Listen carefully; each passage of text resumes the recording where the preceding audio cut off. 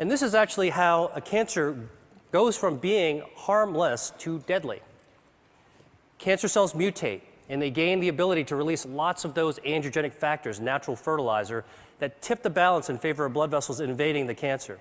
And once those vessels invade the cancer, it can expand, it can invade local tissues, and the same vessels that are feeding tumors allow cancer cells to exit into the circulation as metastases.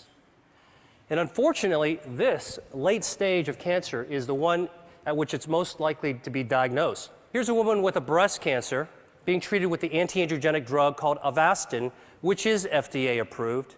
And you can see that the halo of blood flow disappears after treatment. So I started asking myself, why haven't we been able to do better? And the answer to me is obvious. We're treating cancer too late in the game, when it's already established and oftentimes it's already spread or metastasized. And as a doctor, I know that once a disease progresses to an advanced stage, achieving a cure can be difficult, if not impossible.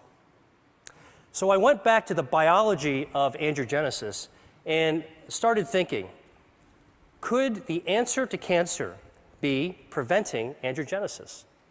Beating cancer at its own game, so that cancers could never become dangerous. This could help healthy people, as well as people who have already beaten cancer once or twice and want to find a way to keep it from coming back. Can we eat to starve cancer? Well, the answer is yes, and I'm going to show you how. And our search for this has taken us to the market, the farm, and to the spice cabinet, because what we've discovered is that Mother Nature has laced a large number of foods and beverages and herbs with naturally occurring inhibitors of angiogenesis. So here's a test system we developed. At the center is a ring from which hundreds of blood vessels are growing out in a starburst fashion. And we can use this system to test dietary factors at concentrations that are attainable by eating. So let me show you what happens when we put in an extract from red grapes. The active ingredient is resveratrol. It's also found in red wine. This inhibits abnormal angiogenesis by 60%. So there's just one more disease that I have to tell you about, and that's obesity. Because it turns out that adipose tissue, fat, is highly angiogenesis dependent. And like a tumor, fat grows when blood vessels grow. So the question is, can we shrink fat by cutting off its blood supply? So the top curve shows the body weight of a genetically obese mouse that eats nonstop until it turns fat like this furry tennis ball. And the bottom curve is the weight of a normal mouse. If you take the obese mouse and give it an angiogenesis inhibitor, it loses weight. Stop the treatment, gains the weight back. Restart the treatment, loses the weight again.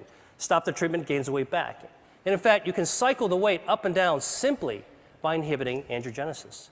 So this approach that we're taking for cancer prevention may also have an application for obesity.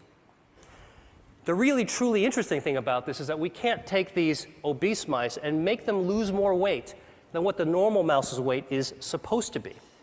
In other words, we can't create supermodel mice. And this speaks to the role of angiogenesis in regulating healthy set points.